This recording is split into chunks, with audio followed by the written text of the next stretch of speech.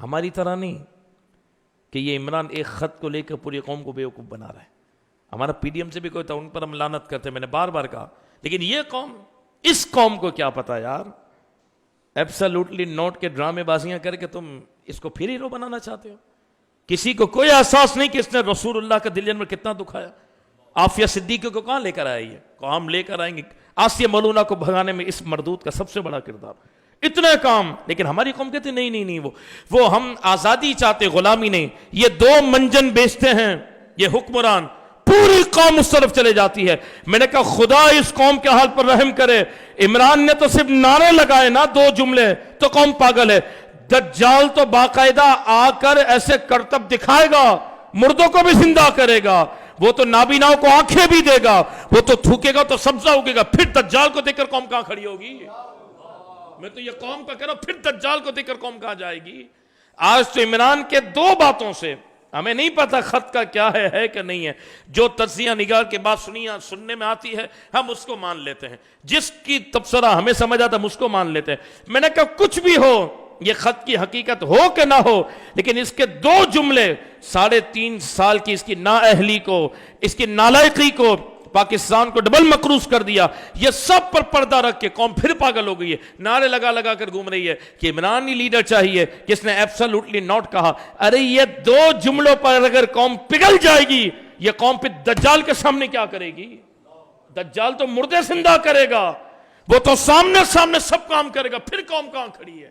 اس لیے کہ آپ نے اور میں نے جس کو بھی مانا اپنی مفاد کی وجہ سے مانا. بندہ وہ کھڑا رہتا ہے جو جس کو مانتا ہے رسول اللہ کی وجہ سے مانتا ہے. لیکن قوم کا معیار دیکھو, ایک خط کو پکڑ کر 4.25 سال کی نااہلی پر پردہ, پوری قوم کو بیوقوف بنا کر منجن بیچے جا رہے ہیں. 2 نعرے دے دیے کہ نہیں ہمیں غلامی نہیں آزادی چاہیے, اور ایبسلوٹلی نوٹ کے پیچھے پوری قوم کو ٹرک کی بتی کے پیچھے پھر لگا دیا. بڑے جلسے کر کے قوم کو کرے نہیں. ارے ہم نے کہا یار یہ معیار ہے ہمارا, اگر اور ہم کہتے ہیں اپنے آپ کو کہ ہم پڑھے لکھے لوگ ہیں اور میڈیا کا دور ہے اور 2022 ہے, ہم سے بڑا کوئی نادان نہیں ہے کہ ہم ہر حقیقت کو بھول جاتے ہیں صرف 2 باتوں میں آ کر. اور یہاں تراویح چھوڑ کر یہ چند ہزار لوگ جمع ہوتے. میں یہ پوچھنا چاہتا ہوں, اس میں مسلمان ہی کہتے ہیں نا اپنے آپ کو, مسلمان کہنے والے ہیں.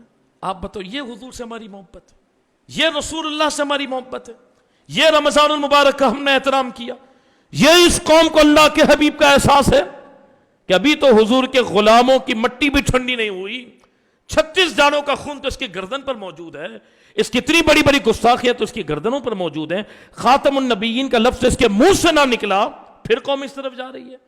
تو خدا کا عذاب نہیں ہے گا تو پھر کیا ہوگا؟ یہ ہم حضور سے محبت کرتے ہیں.